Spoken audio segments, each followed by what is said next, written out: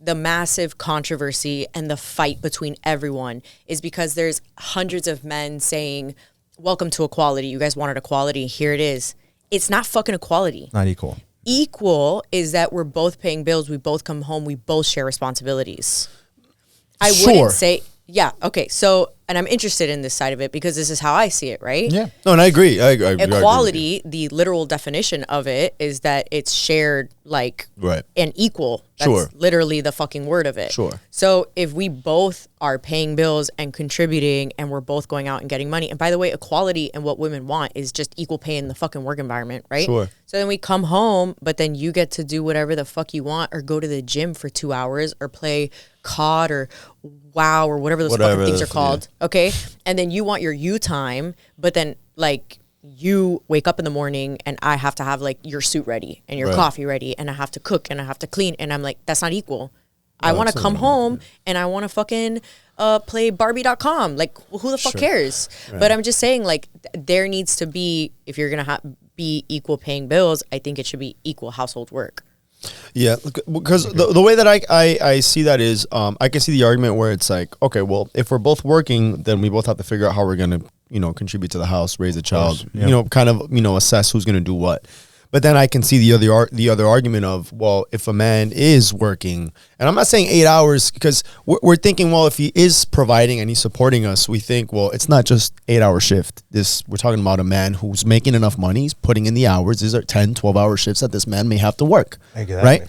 So if he's going to be out for 10, 12 hours having to deal with all these things, and I understand it's not easy, and I mean, I can't assume, I will never understand what it's like to raise a child. At least just take kids out of it.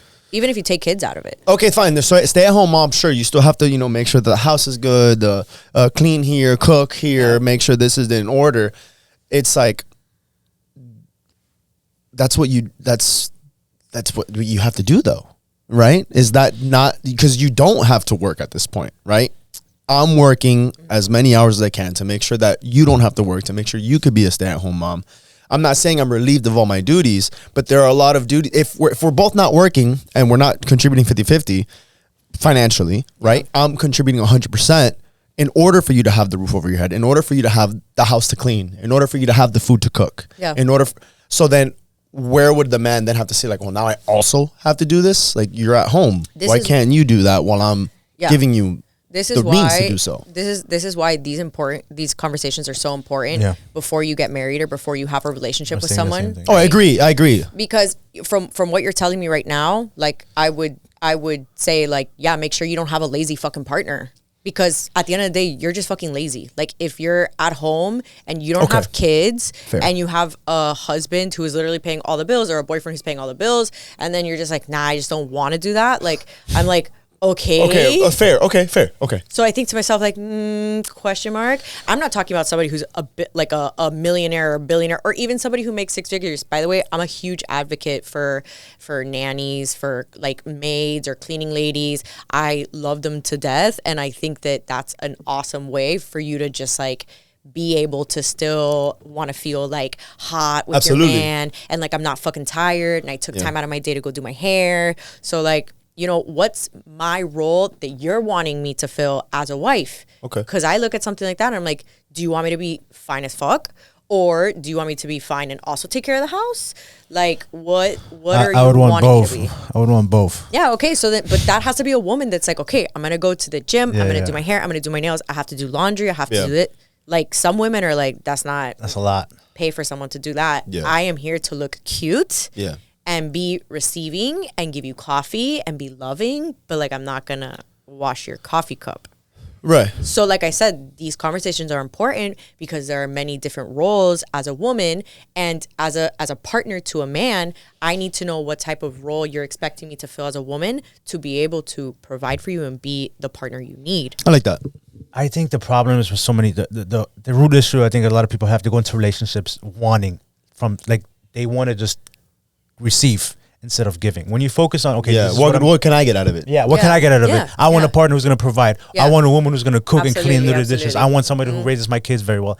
Stop thinking about yourself. What can I help somebody? Who can I be? What can I do? When I come home, I don't live with my girlfriend, but we spend a lot of time together. Every day, I want to make her life better. Yeah. That's my goal. Yeah. So if I come home and last night I cooked dinner for her, I did the dishes, I cleaned. I don't do anything because I want her to do something in return. I just do it because it makes me happy. Right. Seeing her happy, seeing her relax, seeing her calm, that makes me happy.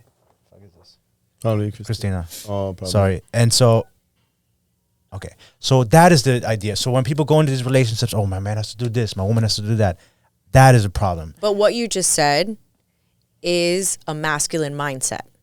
Right. Okay? So we can pay bills 50-50. And if you have that mindset, that very strong masculine mindset where you want to come home and you want to make my day a little better, you're going to take out the trash on your own. You're going to help me with dishes because you saw me cook. You're going to see that like I'm tired and be like, Mama, you know, tomorrow's your day off. I got you with laundry. Why don't you relax and chill? Here's an extra $60. Go do your nails. Like, I love you. Or even the little things where it's like, right? Like I just told you, like I have no time, but I make time for the man in my life.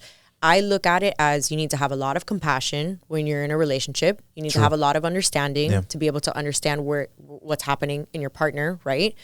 But when I look at him, I always told him I see uncapped potential in him as a man. And I always tell him your current partner. So I tell him when I look at him, everything I do for him is an investment because I look at things from a business standpoint. This is an investment. When I get up and I make his cup of coffee, that is my investment to him for that day and also to my future self. I like that. I like to be a part of his life and his journey in his day. And I want him to come home. Yeah. I want him to come home. And even though we both worked hard, I want to give him dinner. I enjoy being that like provider standpoint as a feminine woman. But a lot of people are not in tune with themselves like that. Like just how you said that you want to make your wife stay a little better.